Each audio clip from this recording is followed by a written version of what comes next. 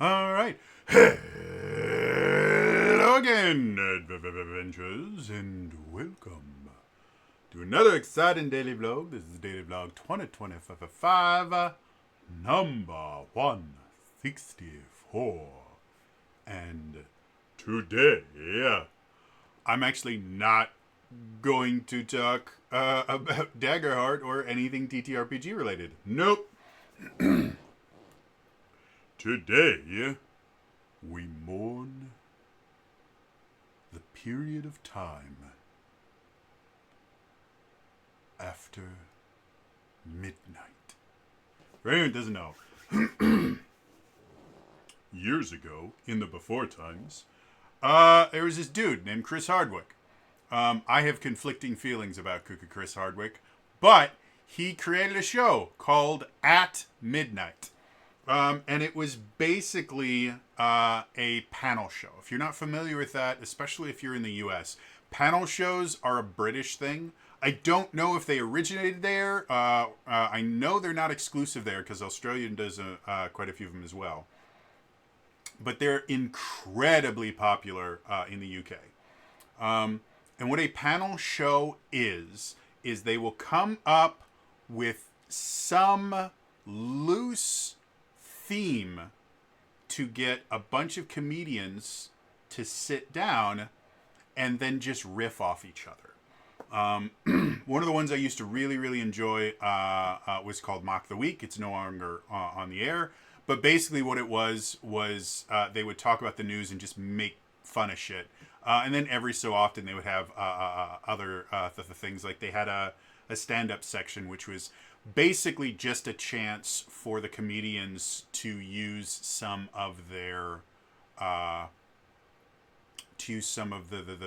their material that they had written for like stand-up shows and stuff like that.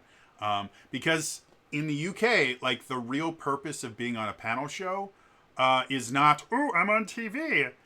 It's the idea that it's effectively an advertisement for your stand-up career. And it's an incredibly effective way to do it. Panel shows are a massive part of the comedy scene in the UK.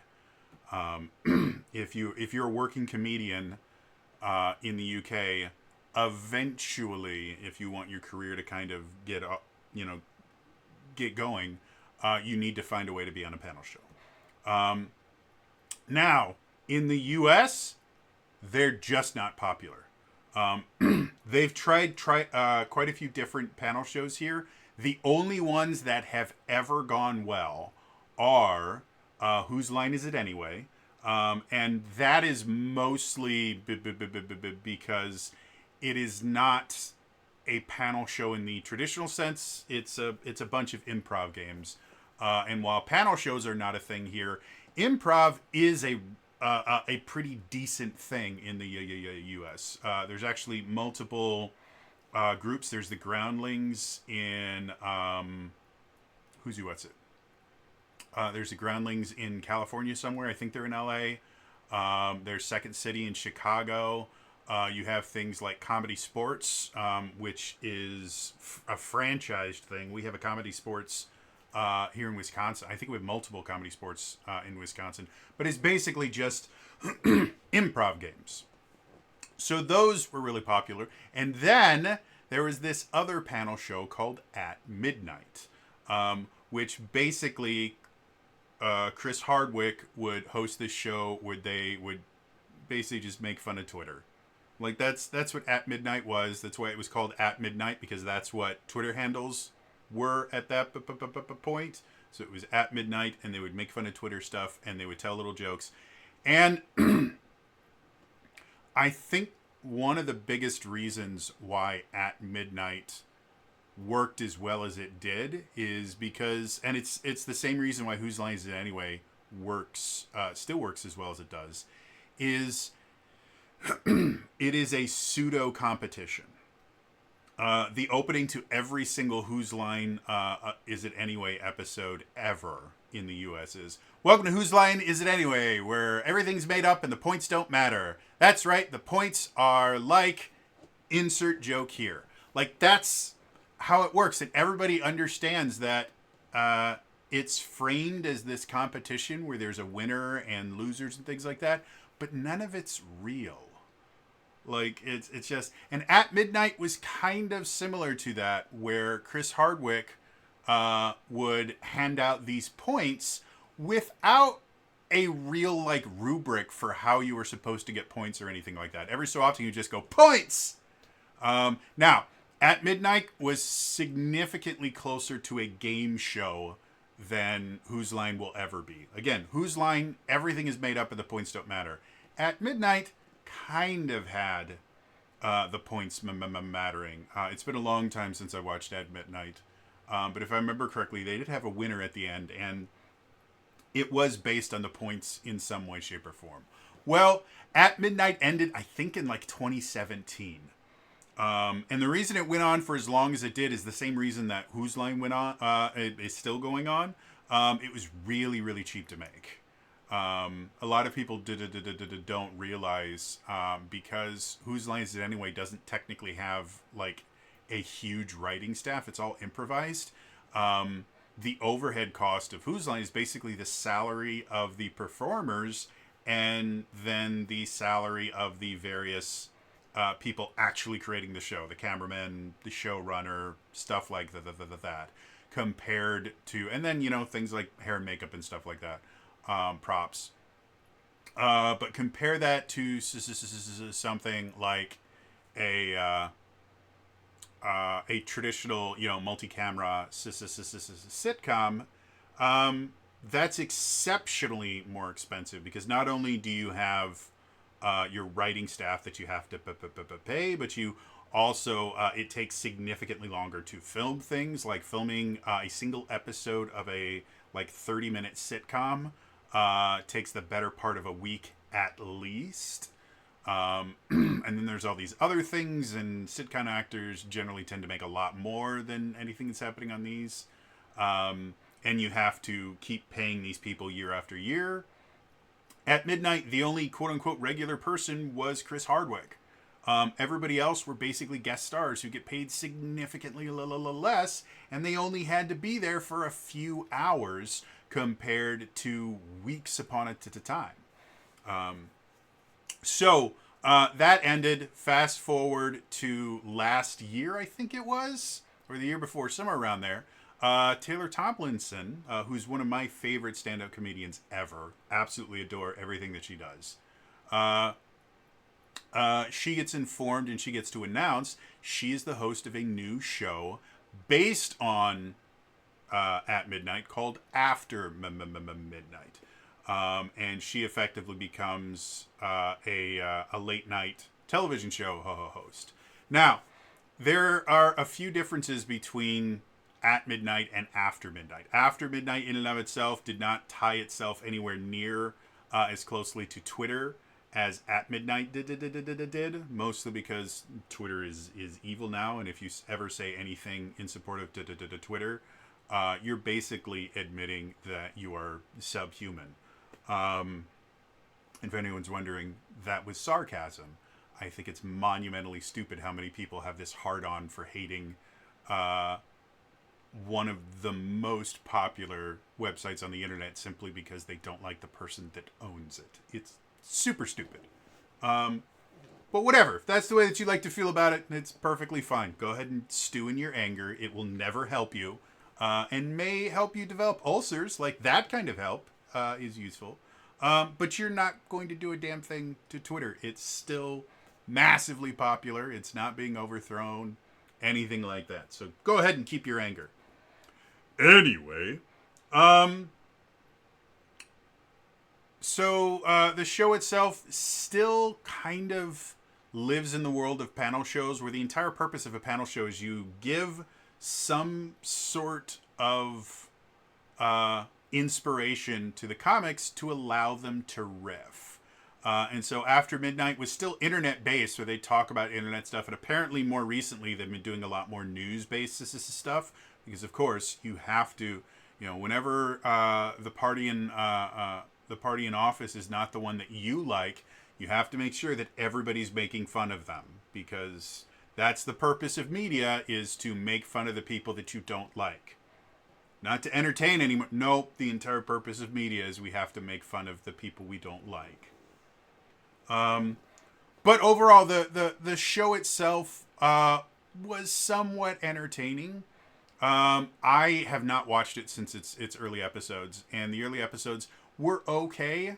One of the biggest issues I had with After Midnight is the same thing, the same problem that I had with At Midnight, was this reliance on, well, this is going to be a game show, and so we have to have points, and we have to have a winner and a loser. And no, you don't. Like, when, like, one of the most famous panel shows of all time is a show called QI. It's originally hosted by Stephen Fry. It's now hosted by Sandy. I can never pronounce her last name, but she's an absolutely brilliant comedian. And to be blunt, she is the only person that could have taken over for Stephen Fry. Like, Stephen Fry was just an amazing, incredible host. And I think a lot of people, when he stepped down, a lot of people were like, well, QI's over. And then Sandy came in, and she's brilliant at it. But they actually have a scoring system on there that they never reveal, because the points technically don't matter. They do have a scoring system because they're British and they have rules and they're going to stick to them. But it doesn't actually matter. And everything else, like Mock the Week, there technically was a scoring system, but it was completely arbitrary. It was just Dara making shit up. And so this adherence to, well, no, we have to have points. The way that After Midnight worked is you would have these games, which might be they put up an image on there and they have to riff off of it, or there might be a tweet up there that you have to riff off of, or you're going to see a theme here. There might be an object they bring on that the people have to riff off of.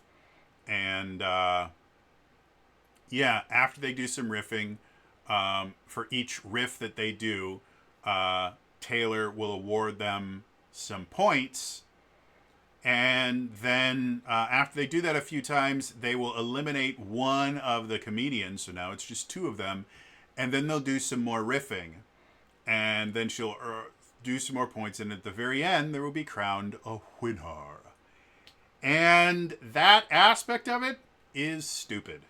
It really, really is. People don't watch Whose Lines Is It Anyway to see which one of the comedians is going to win that night. They watch it because it's entertaining. And there were a lot of aspects of After Midnight that were really, really entertaining. I guess I should mention this. I can't remember if I said this already. After Midnight's over. Tonight is the last episode. The show YouTube channel has actually leaked the opening monologue where Taylor basically says goodbye. But it's over. And it was announced that it was over, I think, a couple days ago, minimum. But the reasons given for it ending was Taylor Tomlinson was stepping away. Which, if you've been following Taylor's career, she's doing pretty well.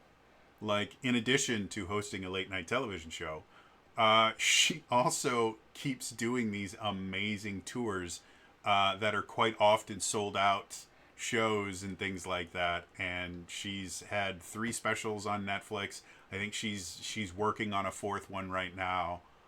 Like, she's doing super, super well. And being a touring comedian is rough. Like, you are, depending on how you're doing your tours, there's a good chance that you are away from home for months at a time, to the point where I know some touring comedians at kind of like their peak are only home for a few days, maybe a week at a time, and then are gone for months. Sometimes the majority of the year. So it's a rough gig. And for a television show, the thing about television shows is they have to be filmed in one spot. Like, with a few rare exceptions of, like, travel shows where they're specifically built to be filmed just about anywhere. At Midnight was filmed, I can't remember if it was New York based or LA based, but it was one of them. And it had to be filmed there. So to me, it doesn't. It's not particularly surprising that Taylor Tomlinson decided to leave it and focus on her as a stand-up career. Whether or not that's actually the reason, it is because some people are theorizing that no, it was backdoor drama and all this. It was like, I mean, for anyone who doesn't understand how Hollywood works, that's 90% of Hollywood is, backdoor deals and rumors and misinformation and blacklists. Like, that's how the industry works. And anyone that has even tangentially worked in a tangentially related industry to the entertainment industry understands that most of what goes on is drama. Like all the stuff that you hated from high school, that's Hollywood in a nutshell. So yes, something else that we will probably never find out about happened, or we may find out about like 20 years when Taylor Tomlinson is like accepting, her Oscar for, best performance in a drama or something like that. Who knows? She's going to be super awesome. And she sits down in an interview and somebody just goes, hey, whatever happened at After Midnight? She goes, oh, yeah, it ended because I pissed off this one executive and he didn't like me. We'll probably find something out like that in years if we find out anything at all. But as she was talking, like the entire point of her monologue is basically talking about how amazing the production staff of the show was. And as she started explaining more and more why she had this amazing staff, I started realizing more and more why I didn't like the show. It wasn't that it was a bad show or anything. It just wasn't a great show. And the fact that it lasted for 2 seasons is impressive, to say the least. And so basically what she was talking about is like, yeah, we have this amazing crew. And, a lot of people have said that, this show couldn't have happened without Taylor. This is taken directly from her thing. And she's like, yeah, it's not true at all. Anybody could have done this. And the reason why is because we have this insanely amazing staff that did everything to make this show. They could do it with almost anybody. I just happened to be the person that they did it to. And so she starts talking about how she had this amazing writing team. And that's the thing that I think is really, really different about the idea of American panel shows versus British panel shows. In British panel shows, the comedians are expected to write their own material. Because they're stand-up comedians, that's what they do. There are some shows that would effectively give the comedians the topics and things like that before the show, so that they had time to write some materials. Because there are some a lot of people think comedians are just these amazing, like off the cuff, funny people. Some of them are. But there are a lot of really, really skilled comedians that just really aren't great off the cuff. They're just amazing writers and performers. And as long as they can, write and perform, they come off very, very well. But when they're put on the spot, they don't work quite as well. So there is some of that stuff that happens. And then obviously there's editing and stuff like that makes them look better. But the comedians are still writing their own stuff for the most part. I don't 100% know, and if there's someone in the UK or just someone that understands panel shows a little bit better than I do, I would assume they probably have some kind of writing staff for some aspects of it. But my understanding is, aside from maybe some of the stuff that like Dara, the host of Mock the Week, would say, like the comedians were coming up with their own stuff. And what was basically stated on After Midnight was that wasn't happening.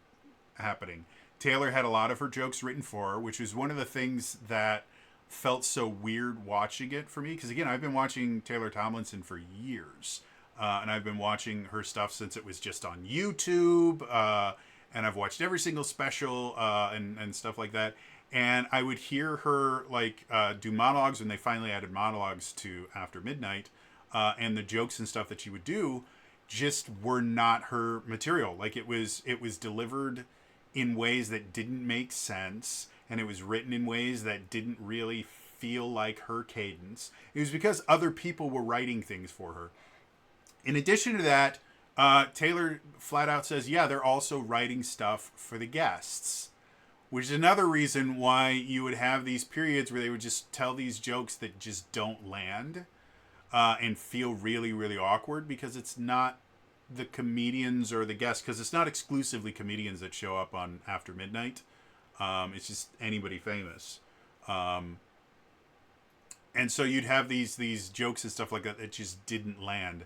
And when you start getting into stuff like that, you start to realize that the show itself presented itself as this live, off the cuff group of comedians just joking around, and it was all staged, and it was poorly staged at that.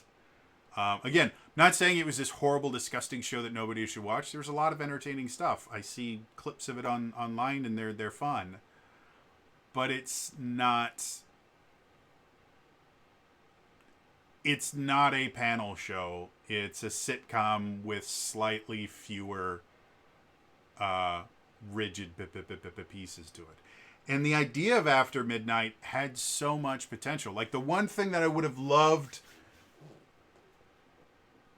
them to have done, instead of awarding points and then treating the points like they actually mattered, was, because it was very internet based, don't award points, award emojis. And don't worry about the fact that they don't actually translate to any kind of numerical value. Just award emojis. You could still eliminate people, but you just make it up on the spot. It's like, well, yeah, you have 2 eggplants and a crying face, so that combination of emojis, we're gonna say bye-bye. You are on a different show, a different place on the internet that can't be shown on broadcast television. So now we move, like, that would have been really fun. And just seeing the random, like, literally just giving Taylor Tomlinson like an iPad with a just massive amount of emojis on it, and going, okay, after a round is over, you can go, okay, I'm going to award you this, this, and this, and I'm going to award you these random little picture things, and I'm going to award you these ones. That would have been unbelievably entertaining. And it would have, like, I think the competitive aspect of it hurt the show, because it made it made it look like, especially when they get rid of one person, it made it look like, oh, you're the not funny one, so we're gonna get rid of you. Like, it even if, like, on Whose Line, even if you had an entire thing that just kind of bombed, an entire game that just kind of bombed, Aisha or Drew Carey, depending on which version you're talking about, would still hand out points, and everybody would understand that nothing matters. They're just there to have fun and entertain people.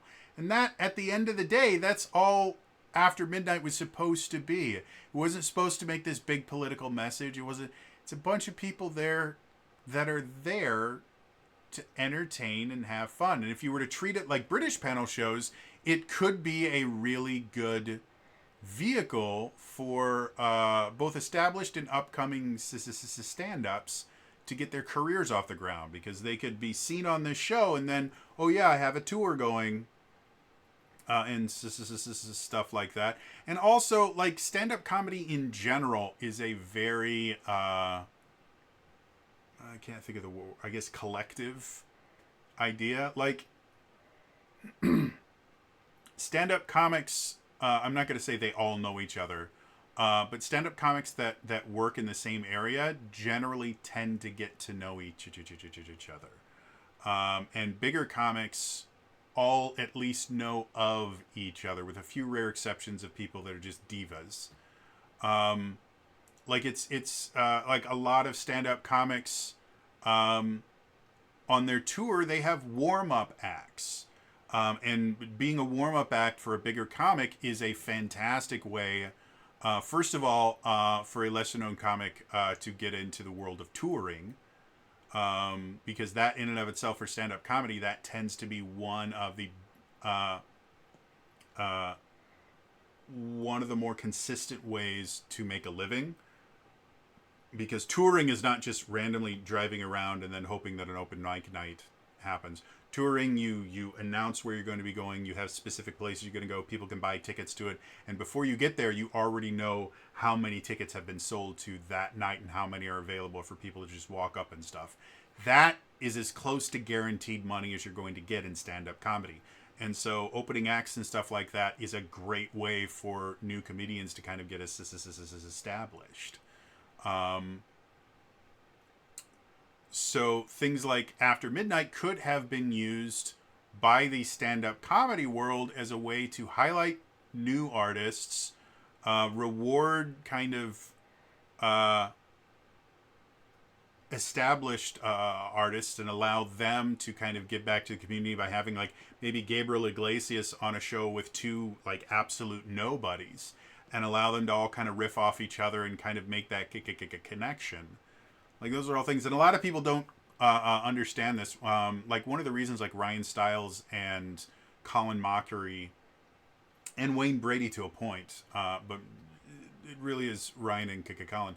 The reason that they're as good as they are is they're exceptionally good at making whomever is working with them look amazing. I've talked to a few people that have actually worked with Ryan Stiles and Colin Mockery, because in addition to working on Whose Line Is It Anyway, they also like do live improv shows and do tours and stuff like that. Yeah, one of the consistent things I've heard about working with Ryan and Colin is the idea that if you get on stage with them, they will make you look good. Like you actively have to sabotage yourself to not look good with them, because that's what they do. And that's kind of how improv works. Improv is not, I am the most amazing improvisanizer in the whole world. No, it's about kind of interacting with your scene partner and give and take, and really good improvisers understand that you are only as good as the scene is. And the scene requires everybody to be on. And so stand-up comedians can be like that. I'm not saying they are like that, but they can be like that, where they can actually sit there and kind of riff off each other and kind of help each other out and create really good stuff. Or just as easily, they can cut down other people to make themselves look good. And I'm not saying that's the stuff that happens on After Midnight. I will say it actively didn't, because the show kind of fixated on it. It's the game show. We have to hand out points. There has to be a winner.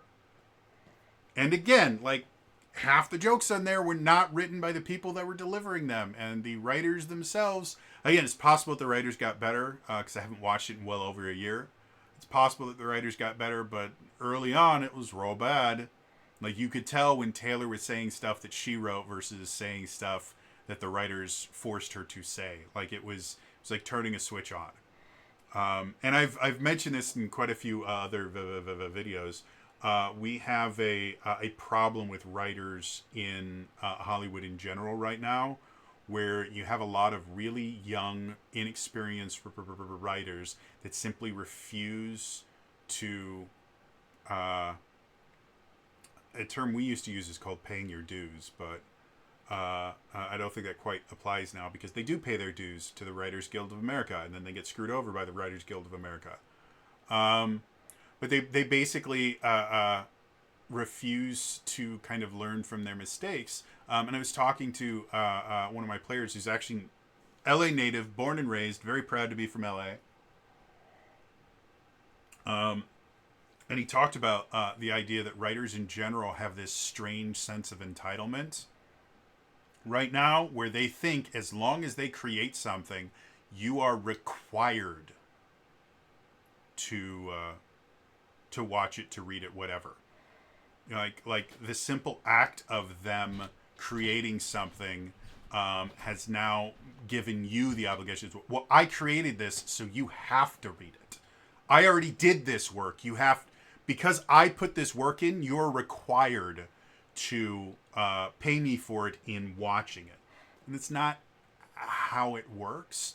And so because of that, you have all these writers that are really not good at what they're doing. They refuse to learn anything because anytime they receive any bit of criticism, they find an ism to blame it on, and then say, you guys are just slotsies. Yeah, you like the slot machines. That's what that means. It's not it's not another thing that sounds like it that we just call everybody because we have no ability to take criticism. So we just lump everybody that doesn't agree with us into this one blanket term that doesn't actually make sense and actually refers more to the tactics that we use than anyone that we've ever used it against, but let's ignore that.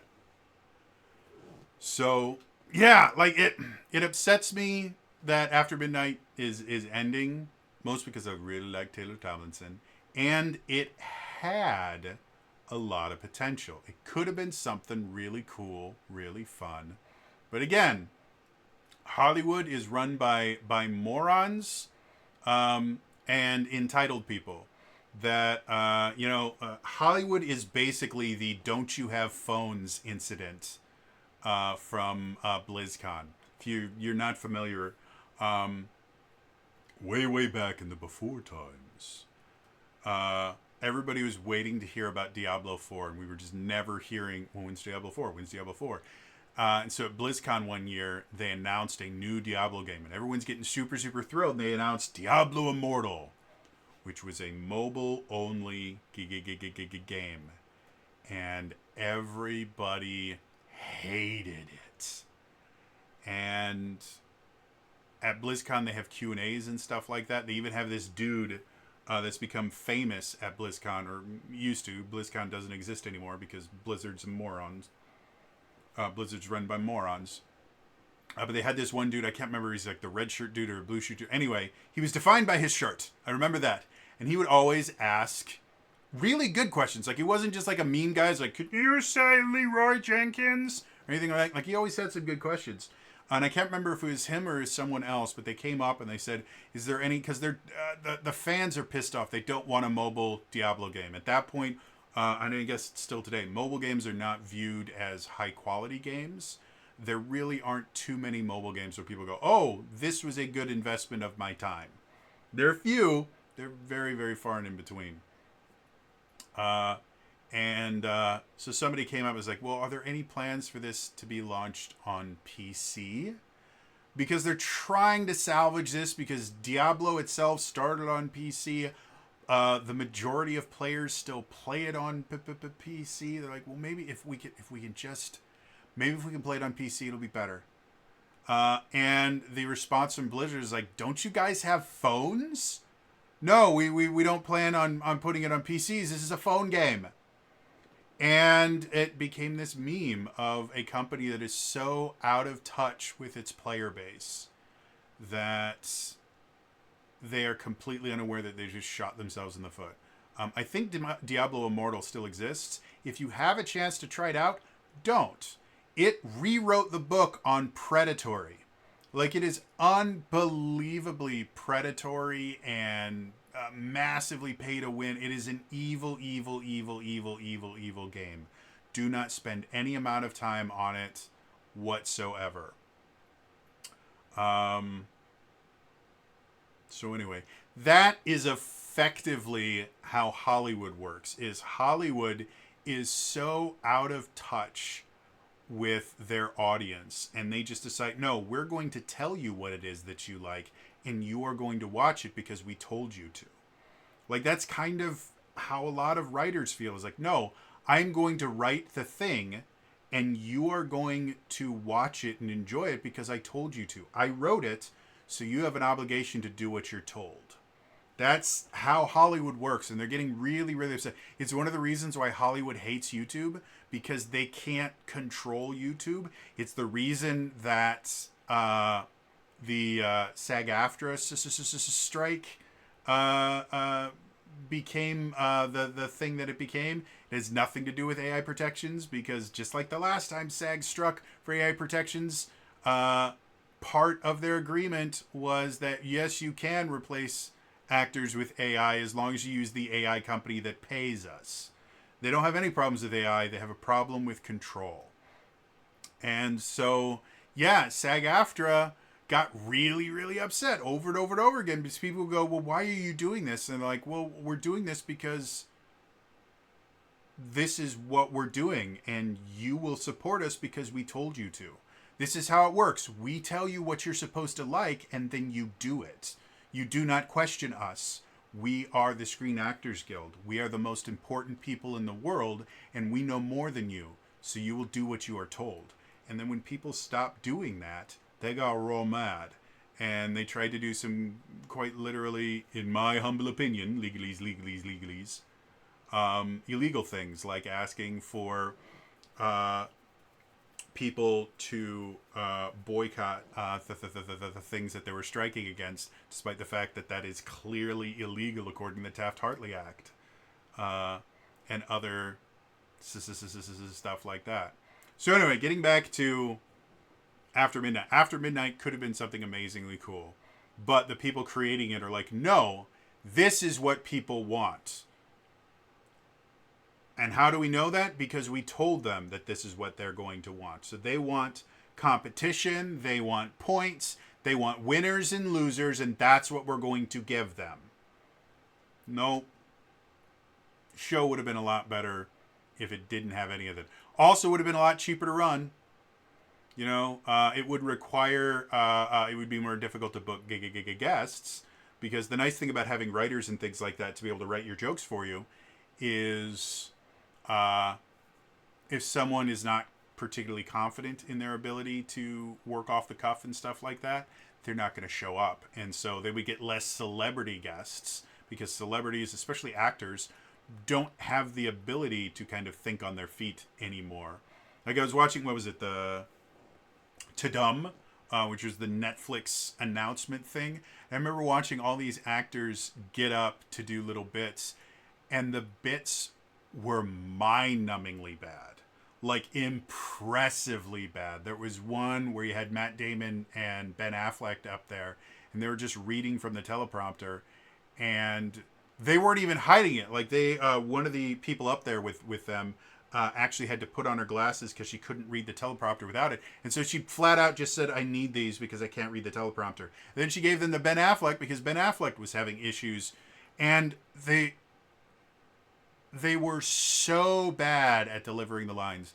And I'm not going to go out on a limb and say like Matt Damon and Ben Affleck are the most amazing actors ever. But they've been acting regularly since the 90s. Like, and both of them have given phenomenal performances. As a former actor, the idea that you can't do a bit live is insulting. Like, I could have delivered every single line up there significantly better, and I have a stutter and memory problems, and I still could have done it. It's just, so much of Hollywood is just so out of touch with reality, and they think that, well, as long as we make it, you will consume it because that's what we told you to do. You do what you are told. Like, we constantly see this over and over and over again. You do what you were told. And getting back to the point I was making earlier, the reason that Hollywood hates YouTube is we don't do what we're told. And there's no way for them to force us out. The whole issue with Hoyoverse for the Screen Actors Guild strike was over the idea that a couple of the actors wanted Hoyoverse to go union. And the reason that's such a big deal is that means that the Screen Actors Guild gets to choose who works on this game and who doesn't. And that's a really big deal. The Screen Actors Guild would like nothing better than the ability to do that to YouTube, where the only people that get to be on YouTube are the ones that do what the Screen Actors Guild says. There are numerous examples of people getting blacklisted from Hollywood because the Screen Actors Guild or someone associated with them just didn't like them. Brendan Fraser is a perfect example. Somebody just decided that they didn't like Brendan Fraser and he didn't work for a decade. That is the real reason the Screen Actors Guild and the Writers Guild of America and the Directors Guild, I think it's the Directors Guild of America. I can't remember what the Directors Union. The real reason that those things exist is not to protect anyone, because it's been shown over and over and over again that they don't. They won't do anything to protect anyone until it starts hurting either their image or their pocketbooks. More often, their pocketbooks. Yeah, but what they do is they control the industry, and because it's in California, which is a non-right-to-work state, they are legally allowed to ensure that if you work with Screen Actors Guild actors, you only work with Screen Actors Guild actors, and they get to dictate who gets the roles and everything like that. Like, that's the true reason why these unions exist. So, anyway, back to After Midnight. Sucks that it's gone. It could have been something amazing, and we're probably not going to get another panel show for a long time. Like, again, we had the last big panel show that did well was At Midnight. And that ended, like I said, I think in 2017. So, what, we're looking at 7 years later? We had another try of them doing the same kind of thing, but worse.